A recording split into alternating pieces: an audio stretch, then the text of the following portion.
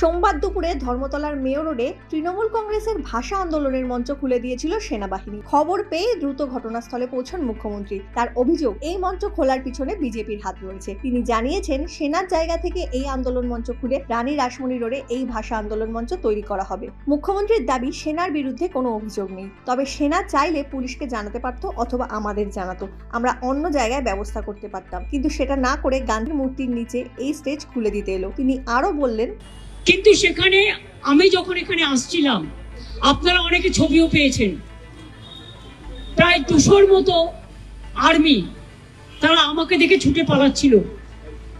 আমি বললাম, why you are running away? You are my friend.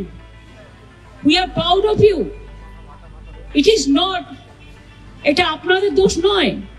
আপনারা বিজেপির কথায় করেছেন, দিল্লির কথায় করেছেন, দিল্লির ডিফেন্স মিনিস্টারের কথায় করেছেন, এটুকু বুদ্ধি আমাদের আছে।